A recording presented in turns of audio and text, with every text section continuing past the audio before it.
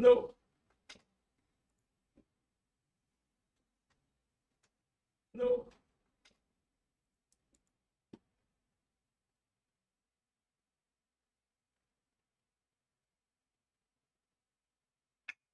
Okay.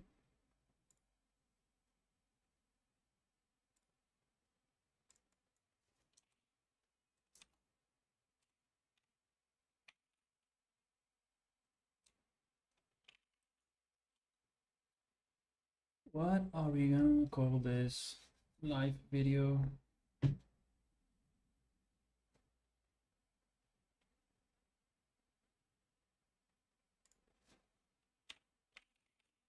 Engine C++.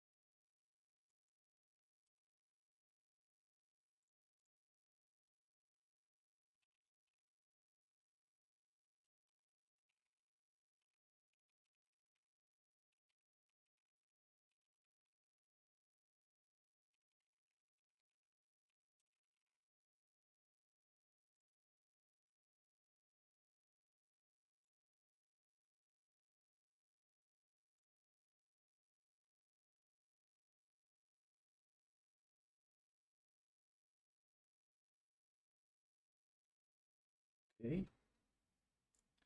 Now we are gonna go back here and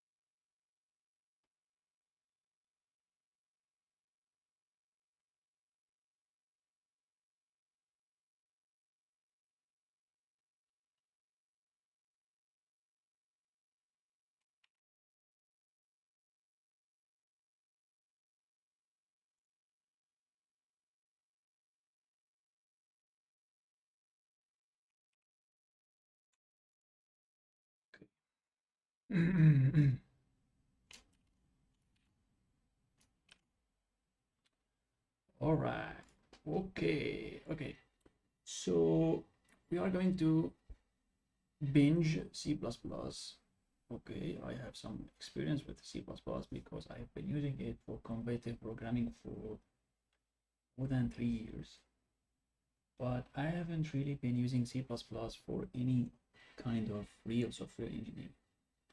I remember making a project for the university. It was about car rental reservation system. And I remember that I didn't use a real database, but I I did wrote my own database. I was writing on text files, so that's how I was saving data because I didn't know that databases exists back then. So that's the only real program that I wrote with C++. Other than that, I have always used C++ to solve problems, data structures and algorithms and all of that. So I decided to start really learning C++. Okay, because JavaScript, even though I really like TypeScript is really good, but no one is gonna take you for real as a software engineer. No one's gonna believe you if you only know JavaScript. So we should learn something in C++ or C Sharp or Java. And I decided to start from the bottom. which is C++. We don't have much time, so I decided to binge C++. This tutorial should take, I thought I could finish it in 2 or 3 days, but it turns out that maybe it's gonna take 1 week or 2 weeks. It's really dense. But the good news is right now I'm in chapter 5 and I started 2 days ago. And almost all of these, like all these basics, here we are talking about the basics. I learned a couple of things about the compiler, like here in getting started, he talked about the compiler, the preprocessor in C++, the linker, and then we talked about how to use external libraries, which was good. We talked about multiple compiler flags, and we also talked about how can you change the level of the optimization that your compiler does when you compile your C++ code. We talked about warning and error levels, and that you have sometimes you have to set some flags in order to adhere to the C++ ISO standards. And also you can convert warnings to errors. Anyway, this was a good chapter. In chapter 1 we talked about a couple of basics. Okay, hello world and some other stuff that I'm already familiar with. In chapter 2 about functions and files, and then we talked about header files, which like is something that I've never really known before. Like I didn't know what is a header file. I just only like included, you know, I'm just used to include, and I never had to include an external library. So here I learned about header files. Up until now, this tutorial told me that we are only going to use header files to write our function prototypes. Up until now, definitely we are going to use our header files for more advanced use, but up until now I'm just going to use my header files to write prototypes, function prototypes. And also we talked about header guards, which is a way to prevent defining the same thing multiple times. Okay, we don't want to define the same prototype or even the same function definition if we are writing function definitions inside the header files, or writing any definition. We don't want this to be duplicated, okay, because we might get an error, compiler errors. And then we talked about the difference between syntax and semantic errors. We talk about basic debugging techniques, how we can debug, and we also talked about, yeah, all these stuffs are basically debugging. Then we talked about data types, the fundamental data types, the void, and we talked about size operator. We talked about the integer types and the fixed integer types, yeah, like int 8 underscore t and all this stuff. And then we talked about size underscore t also, which is almost or approximately the maximum object size that you could have, and it's decided by your compiler or by your system, I guess. Anyway, we talked about the floating points, which I am familiar with. In competitive programming, I used to deal a lot with floating point decision problems. And then we talked about static cast, which I didn't know.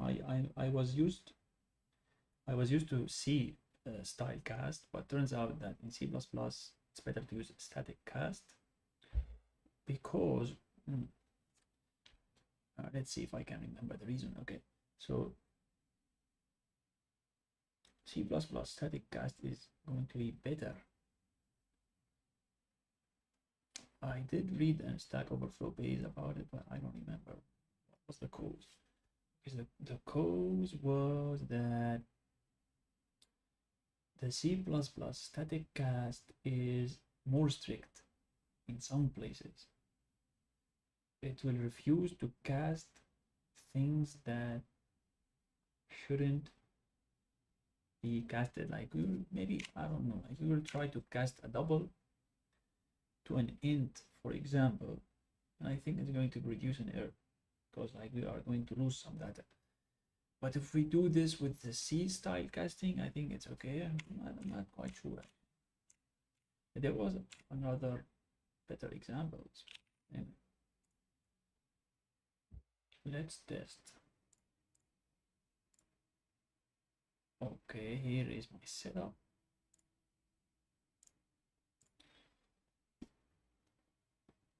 We still don't know what CMake is. I still have no idea what is CMake, but I think it's a way to compile my C++ code. Instead of writing the compile command and handling all different files, headers, I think CMake is going to help me with this, but I still don't know what CMake is. Anyway, let's see the difference between static cast. If we have a double, 3, then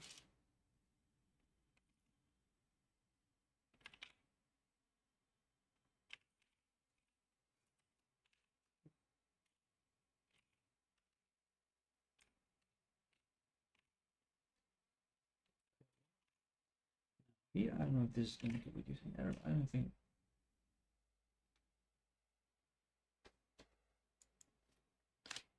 Didn't produce an error.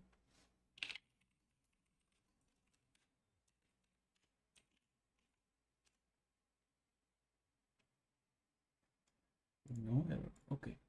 So it's not about this. It's about, I don't know. We can go. It's okay. Go.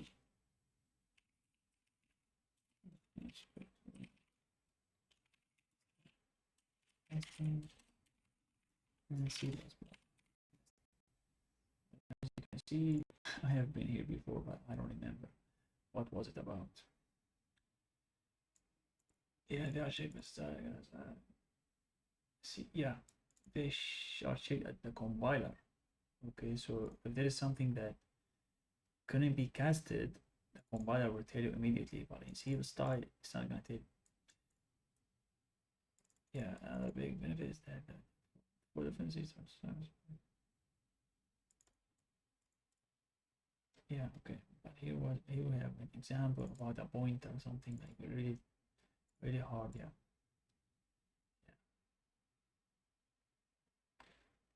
Okay, so if we try to declare char, okay, which is 1 byte, and then we are trying to cast this 1 byte char into a 4 byte pointer or integer pointer. Okay, as you can see here, we are trying to cast this guy, which is 1 byte, into this thing, which is an integer pointer, which points to 4 bytes in the memory. In C, this is going to be okay, I guess. Like we ain't gonna get, we will get a runtime error when we try to access it. When we try to access the pointer. But if we use static cast, the compiler will refuse. I didn't test this, so let's test it. Okay, let's test it. Okay, we're gonna get that this is copied from Stack Overflow.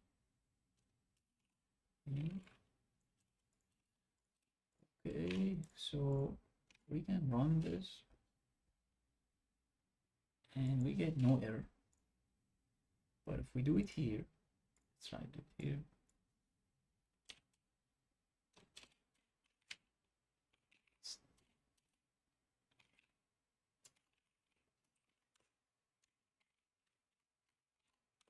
No, this is correct. Let's see. As you can see, cannot cast char to pointer type int. So that's the difference between static casting and C style casting. So just use static cast. Don't think about it. Okay. Don't think about it. But that's a good example.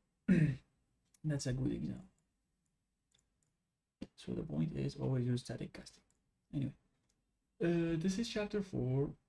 We talked about, yeah, we already told you what we talked about.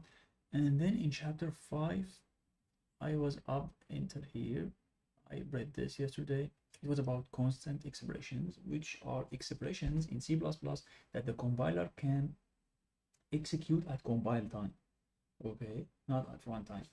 An example for this is like x is equal to 5.3. Okay, so that's an expression.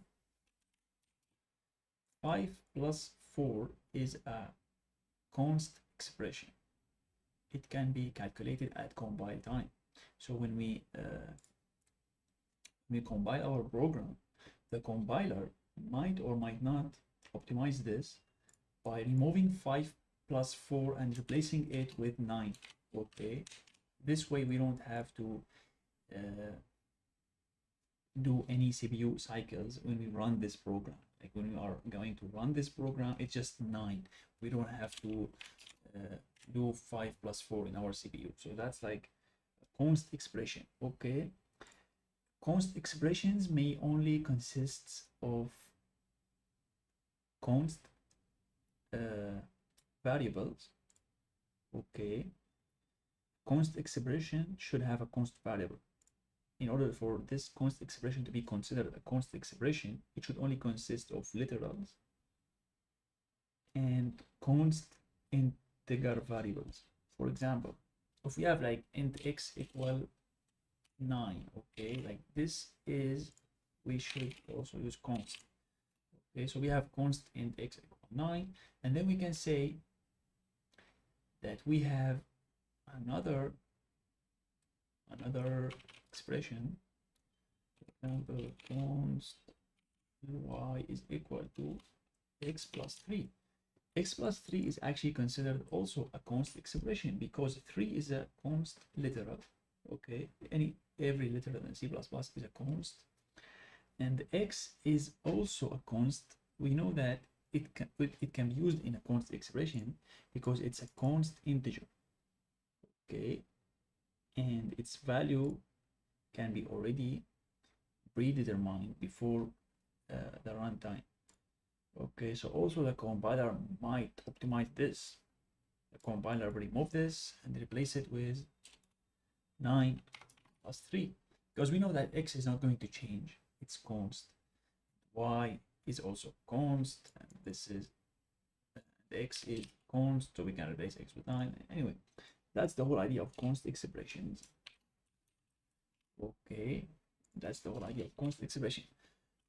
Doubles are not cannot be used in a const expression. Like if you have a const double x equal to 3.4, this guy, this identifier x, cannot be used in a const expression. Okay, why? I don't know why. I have no idea why. But we can learn this later. Actually, we can ask Google. I don't think it matters, but anyway, it doesn't matter. It doesn't matter. We don't know why. Okay. We just want to familiarize ourselves with C++ so that we can make our first program. Now, our second lesson is const expression variables, which is, I think, some kind of a type. A type called const expression. I don't know what is the difference between using it and using const, so let's learn this. I still haven't read this. So in the previous lesson,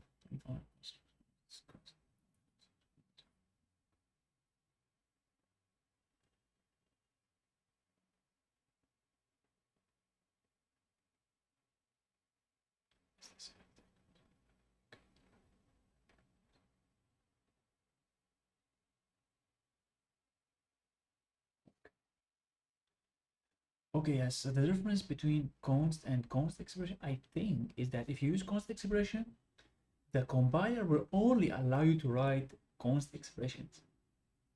It's not gonna allow you to write something, for example, that requires a runtime behavior. Okay. So that's the difference. It's like more of a guarantee for us. It's forcing us to write constant expression, I guess. So the compile time constant challenge. In the prior lesson, we noticed that one way to create a variable that can be used in constant expression is to use the const key, const variable with an integral type and a constant expression. Constant with an integral type, constant expression initializer can be used in a constant expression. That's true. We can use a const variable with an integral type and a constant expression initializer used in a constant expression. What is a constant expression initializer?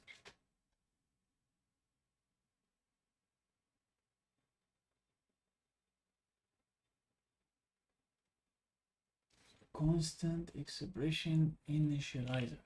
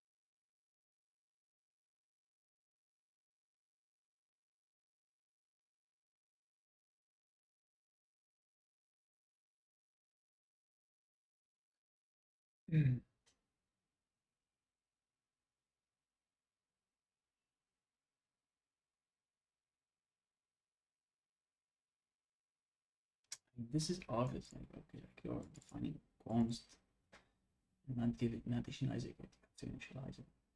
Here we are initializing it.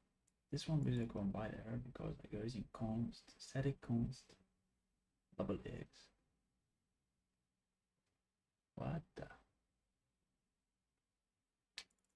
I don't know why this one is using error, but we'll get to this in a moment. So I don't know what is it. Like we're talking about a const variable with an integral type and a constant expression initializer. I think he means just a const expression, const XPR. I think that's what he means. Because they can be used in a constant expression. Okay, all other const variables can be used in a constant expression. However, the use of const to create variables that can be used in has a few challenges. Yeah, don't use const, use const XPR. First, use of const does not make it immediately clear whether the variable is usable in a constant expression or not. In some cases, we can figure it out very easily. Yeah, this could be used definitely, but it's not const. Okay, here it's const and it's relying on a, and it is not const, so this is not a const expression, I guess. So this doesn't work. Clearly not a constant expression. So initializer is non-const. Yeah, basically it's not const because a is not a const integer. And here const, and this one's okay. In other cases it can be quite difficult. Yeah, d equals some var. What is some var? We don't know. Yeah, because we don't know d. And here this function also is not obvious because it's a function. So I don't know how can a call to a function be allowed in a constant expression. Maybe if the function is returning something const, maybe the function is returning a const variable, maybe I don't know. I can do this actually. Okay, let's try to go ahead before the lesson. Let's say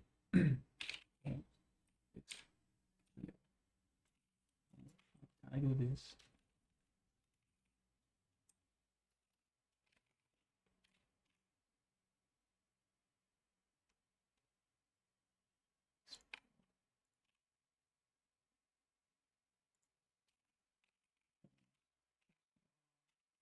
Z equal to 2 plus 1.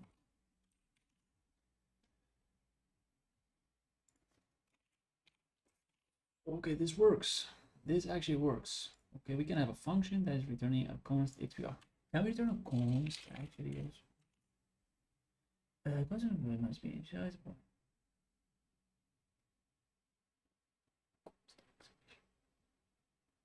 It's not considered. Okay, so I'm using const here. What does even like a function that returns a constant? What does that even mean?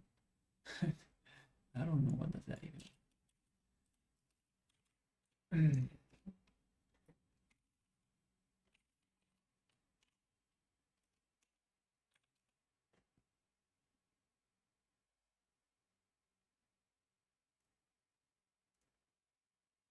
I have no idea what does a constant function mean. It's returning a const.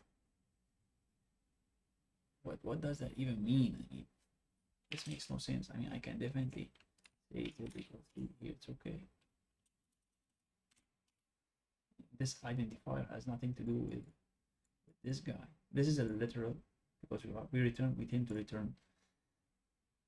we tend to return a value. This value is going to be assigned to an identifier. So const makes no sense here. I have no idea. Maybe const is used for the function. No, it's obviously okay. What is const in function?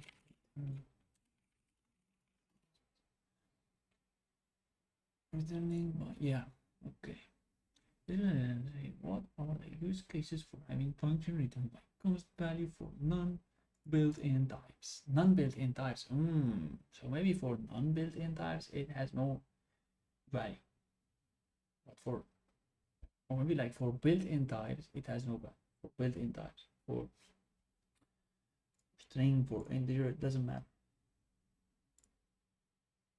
For primitive types it has no applications. For other custom types might have applications, maybe. Let's see. And this guy is returning an object, and when you are saying like my object is const, also doesn't make sense.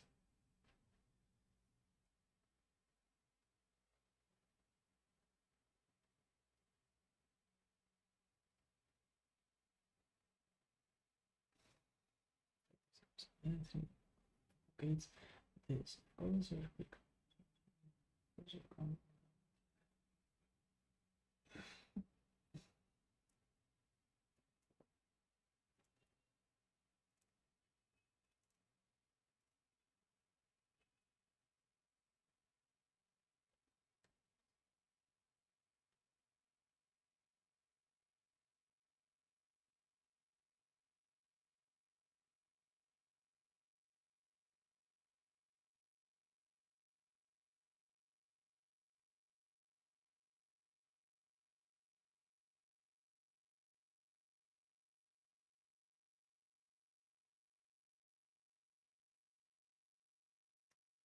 is this guy talking about, man?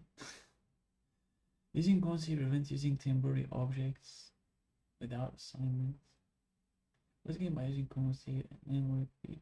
I think this answer is going to be better. In the hypothetical situation, we could.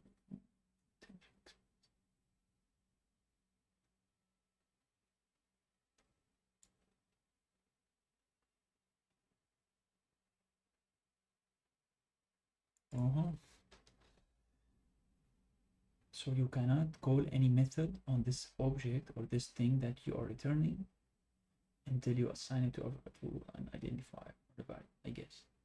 I think that's what they are talking about.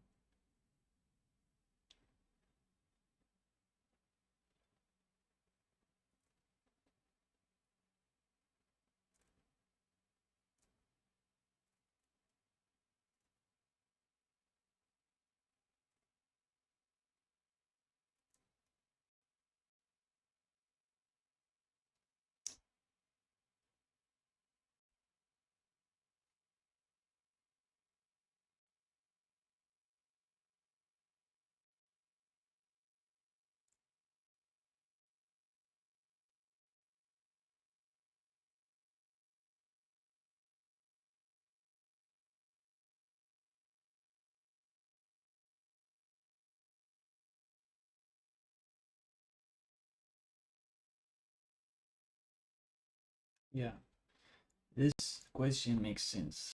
This question doesn't make sense. This makes sense. Okay. Basically, there is a slight language problem here. Std string function returns a function dot pushback c. Okay, so here we have an object because these are C++ STL objects, and without assigning it to an identifier or a variable, we are immediately invoking dot pushback. Perfectly valid, yet nonsensical. That's true. That's true. That's true because when I push back, a pushing back in C++ doesn't return the value. Returning const R values in an attempt to prevent such behavior. However, in reality, it does way more harm than good. Because now that our reference are here, I'm just going to prevent. So I'm just going to prevent move semantics, which sucks. All behavior probably prevented by that. Issues use of Harvard and Elvin.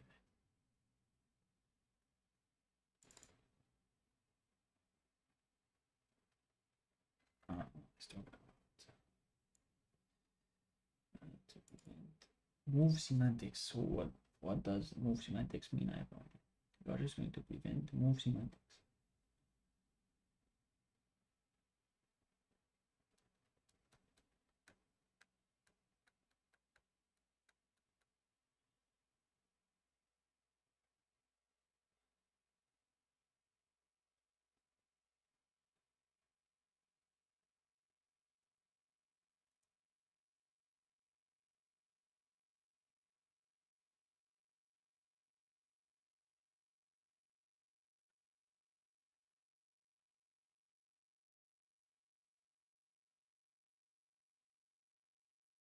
Move semantics.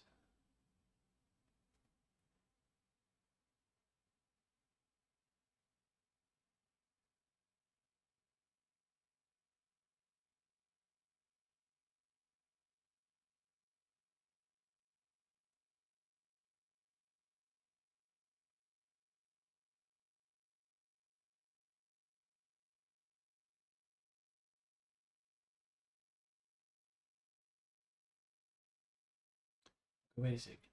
We have a class called I, and we have an operator plus on this class that takes the right hand side and it's going to return a new object of a value plus right hand side dot value. Okay, so it's basically returning a copy also. It's returning something new, it's returning a new object.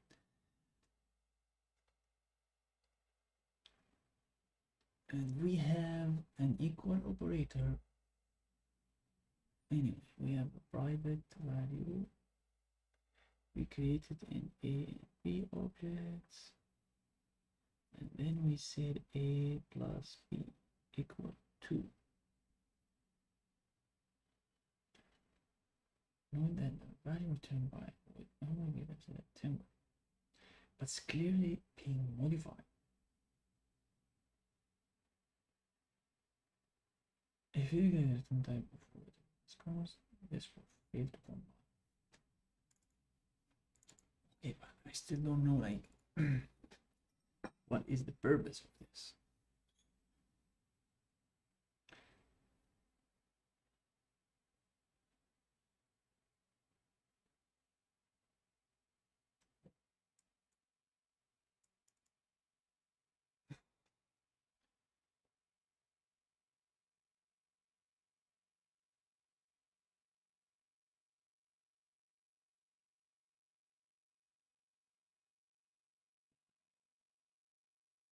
Wow, that's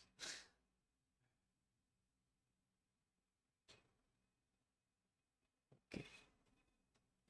Okay, but this one's weird. This one's weird.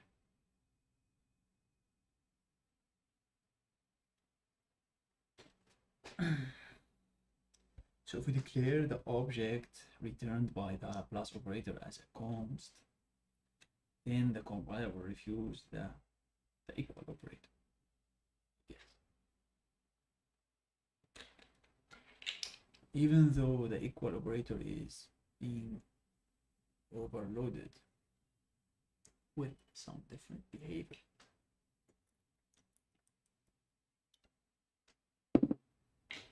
Nice. Nice. Okay. That's a good example.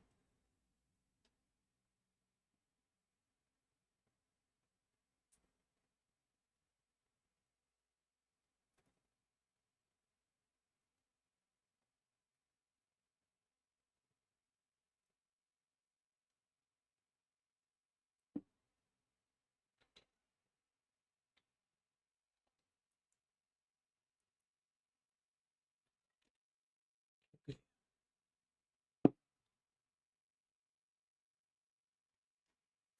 Seems like this is a rabbit hole. Okay. But we have learned that the convention is to use const when you are returning something that is not primitive. Okay, that's enough.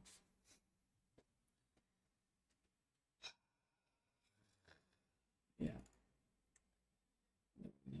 The email expression.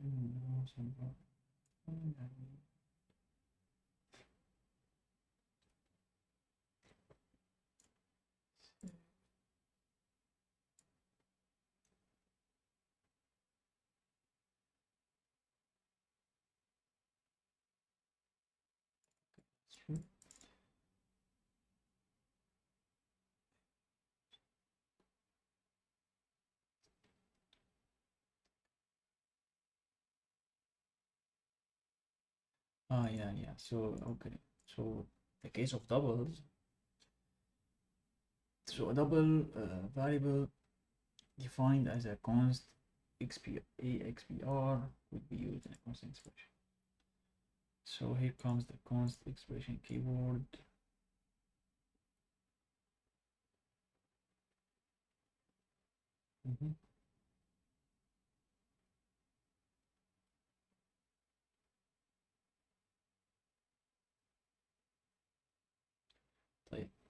That's a const expression. That's a const expression. And sum is a const expression. And sum is a const expression.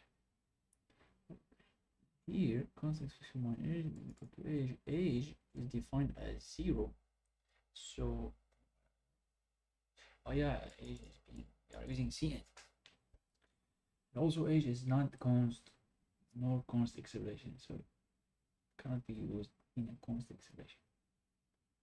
Okay. Yeah. And here 5 also is not a const expression function, so it cannot be used in a const expression. They should have found a different name for this guy.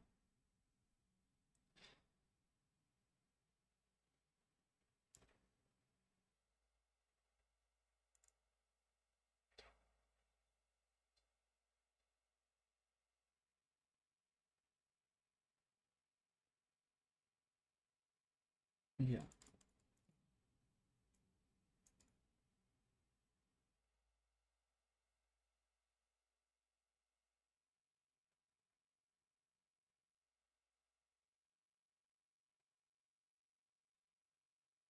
Const object can be evaluated at runtime. Okay. Const expression means that cannot be changed after initialization, and but it's known at compile time. It should be known at compile.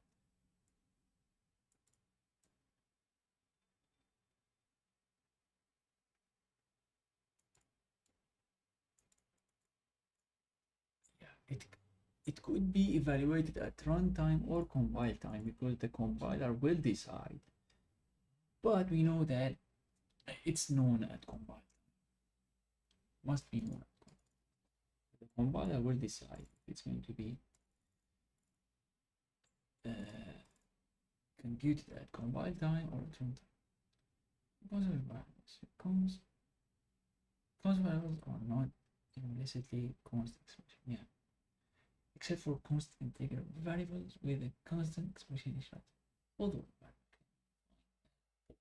constant and constant. In most cases, this is redundant and we need to use either. Yeah. Constant expression of objects type. Therefore, the value defined as constant due to the implicit constant that provide. Okay. We don't have const expression type. It's not part of an object's type. It's not part of an object's type. Why?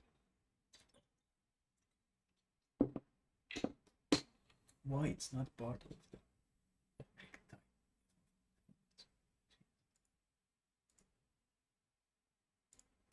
Doesn't make sense.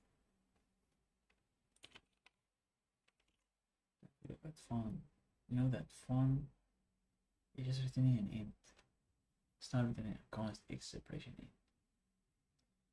So how does this even work? Like if this is an int, okay. I mean, the compiler is going to show you that it's an int, but it knows internally that it's a const expression. It knows. It just knows. Okay. So that's just compiler thing.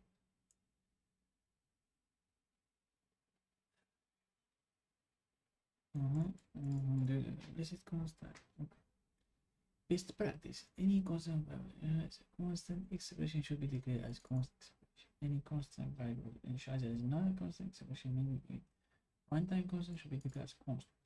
Caveat: in the future we will discuss some types that are not fully compatible with constant string and other types that use dynamic memory allocation for constant objects. Of these types either use constant a regular print type that is constant string of view and array.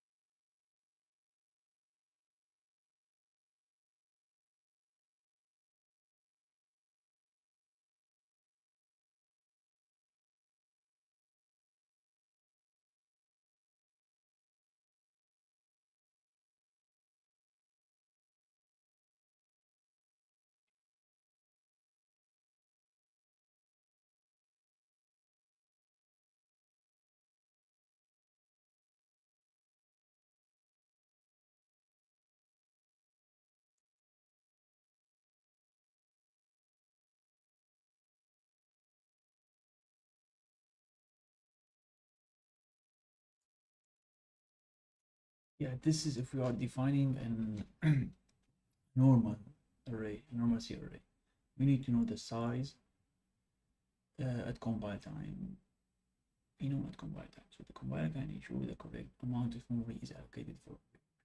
Since letters are known at compile time, they can be used as an array. Yeah, we can use fine. In many cases, it would be preferable to use symbolic constant. Really, symbolic constant. What is this?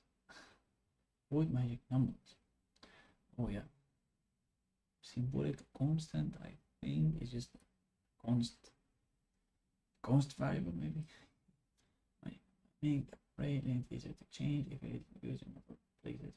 In C, this can be done via a process macro or via a const variable.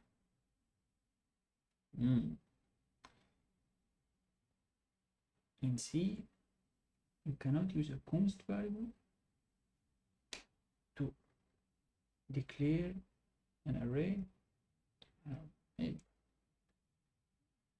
C++, this situation to know the use of const variable instead of macros, but the value of variables was assumed to be known, which made them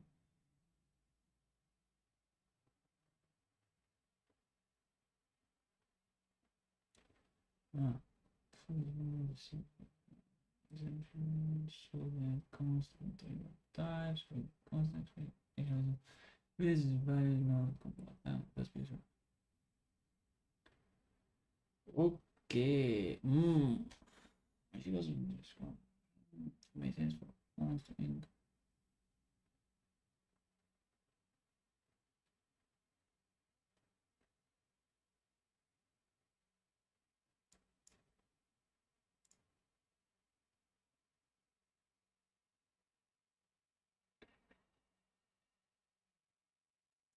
So can I use a const int right now or not?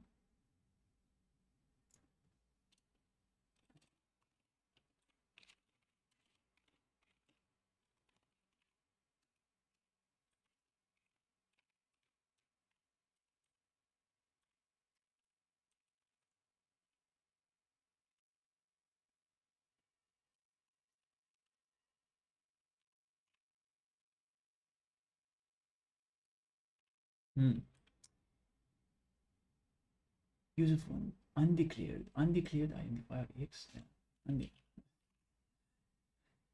Okay.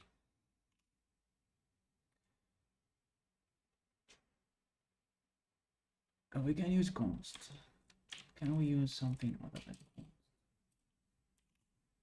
It's gonna give me a warning. Variable info C++ Clang extension.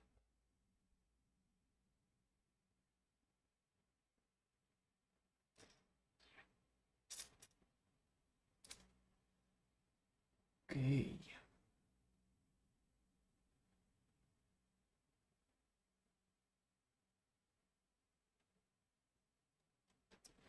So this can be compiled by using Clang, which I am using Clang.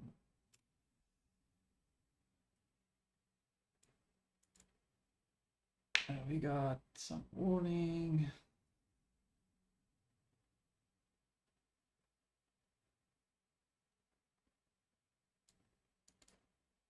Is not allowed in a constant expression. Yeah, so s is a non-const variable, and the array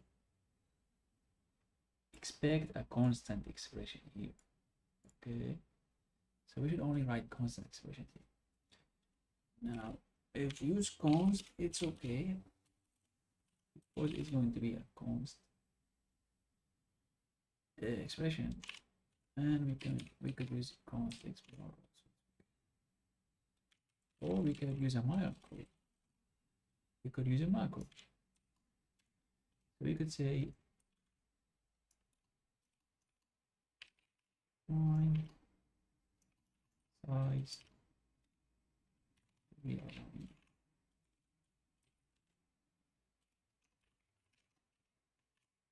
And do this. Okay.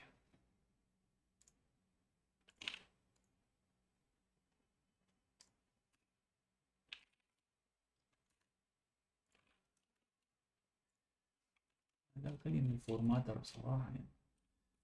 الفورماتر I don't like this formatter. I'm gonna change like when there is only one line inside curly braces, it's going to make it like this, and I want to get rid of this loop.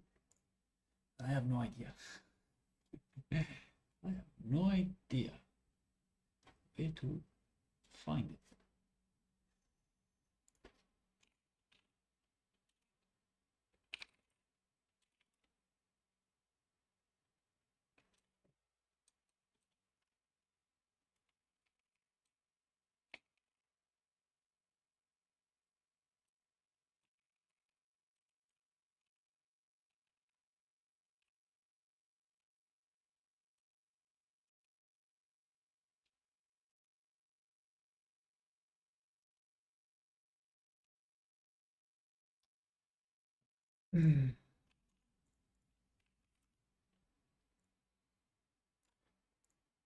I don't think it's possible to find it.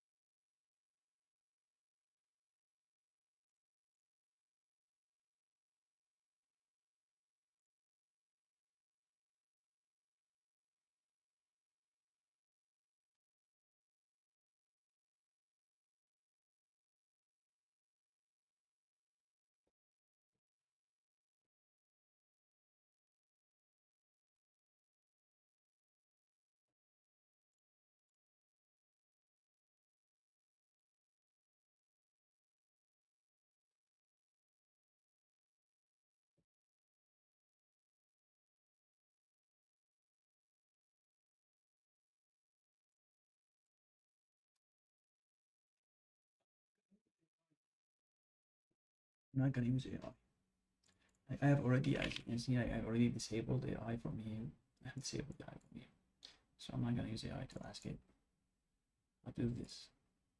What I want to do is I want to disable this kind of formatting.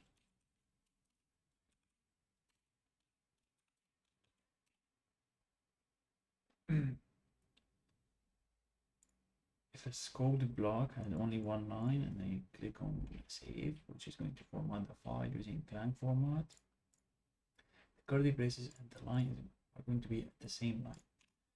I want to stop this behavior because it's annoying and I have no idea which rule out of these rules. Oops.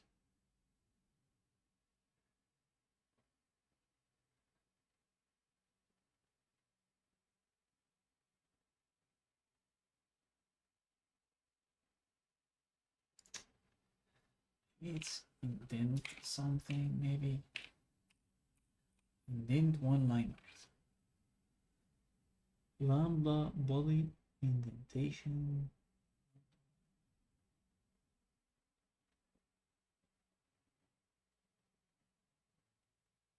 Oh, shit.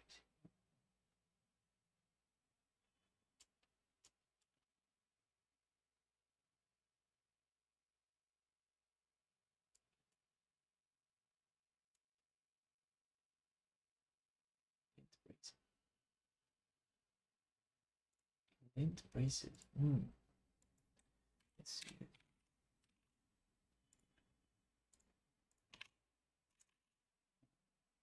No. Maybe I have to restart something. Restart. Start language server.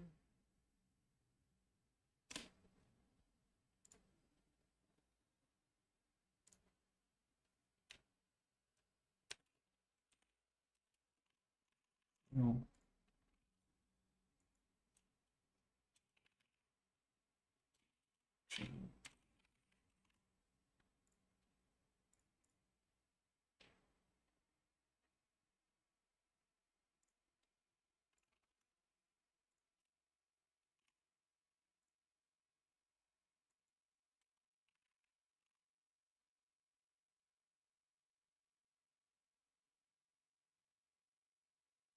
Is ramming.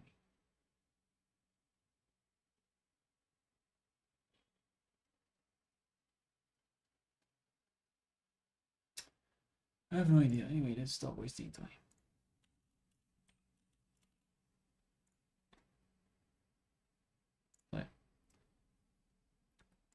Okay, so we can use const, we can use const expressions here.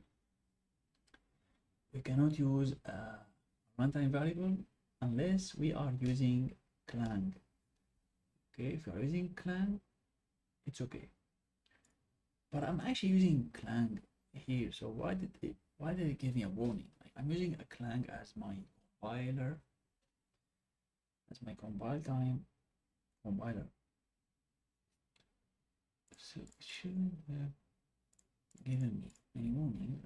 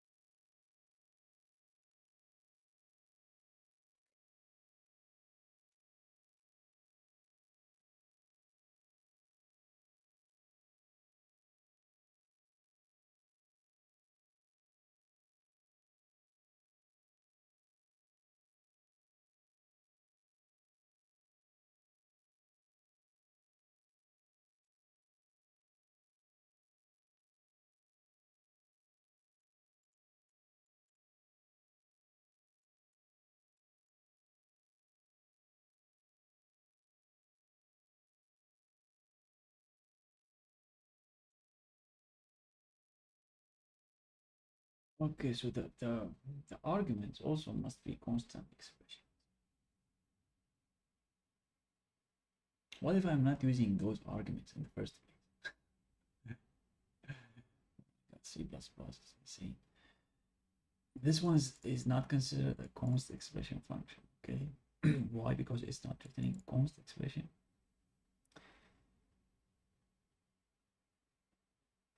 And wait a second, like m1 is equal to max and 5 and 6. Both of these are const expressions, const XPR. Both of these are const XPR. So he's saying, okay, what do you mean by okay? You mean like,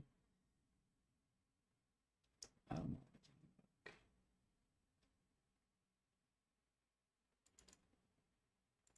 Okay.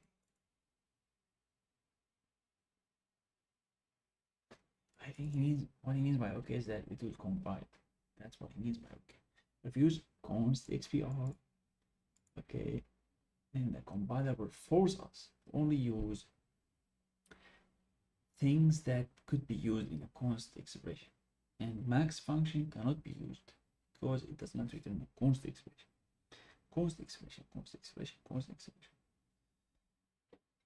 Okay, so max is not returning a const expression. So it cannot be used in this const expression.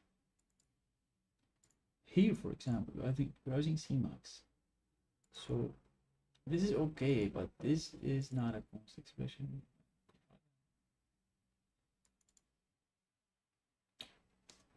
Okay. Now this might evaluate at runtime or compile time because M4, no one is using M4. Like M4, we cannot use M4 in a const expression, so the compiler is not going to might or might not. Okay, the compiler might or might not evaluate this function at compile time. It can decide because no one is going to use M4 in const expression because M4 is not a const expression variable. But in the second example, because M5 is const, this means that M5 might be used in another const expression. This means that I need to evaluate the Cmax 5.6 here right now. I need to evaluate it. I need to make sure that it's compile time the expression because it might be used in some other places. I think. Am I evaluated compile? Oh no. No. We were wrong. Everything we said was wrong. So this one also may evaluate at compile time. This one must evaluate at compile, but we are using const XPR. Why is this one is may, not must? I mean, this guy could be used in some other places, so it must be evaluated at compile time. It must evaluate.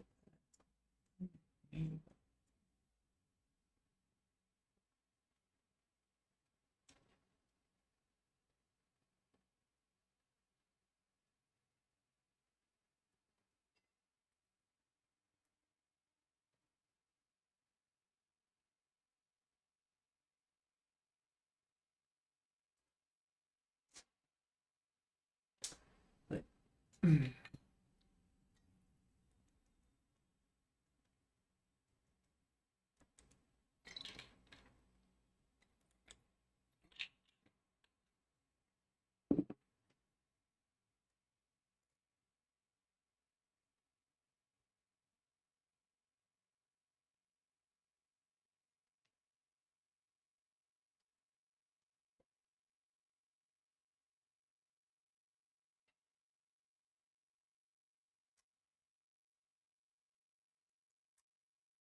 think I'm confused here because in the previous chapter,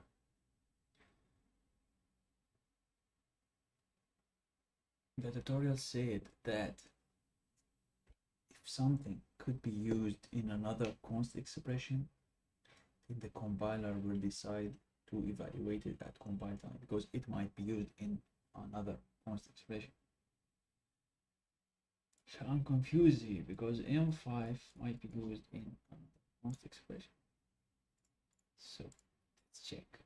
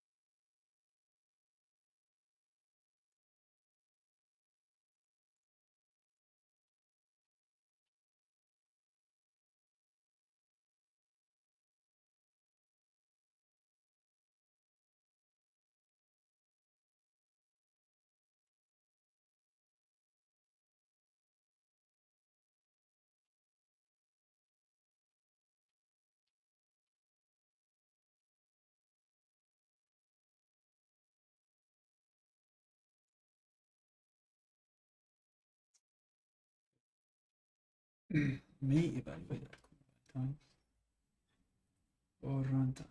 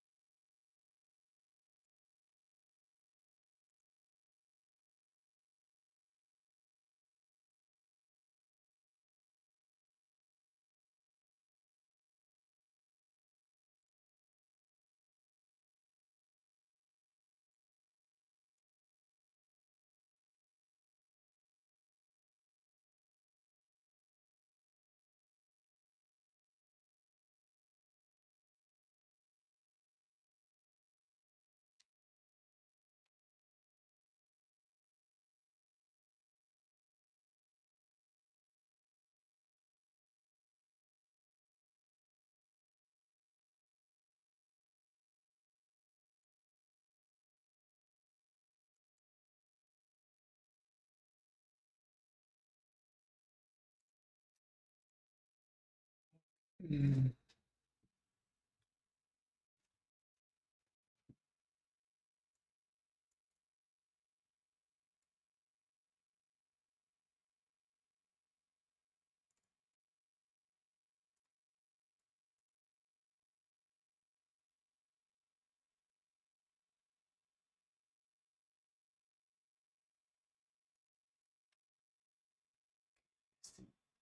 Const expression function is just a function that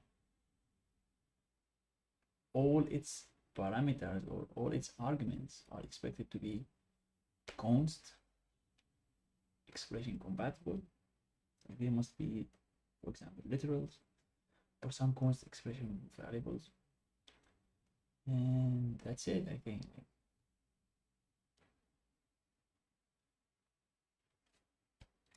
We'll see that. Let's see.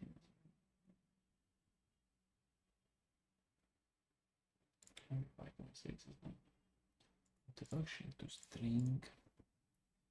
I want to go really fast with this one.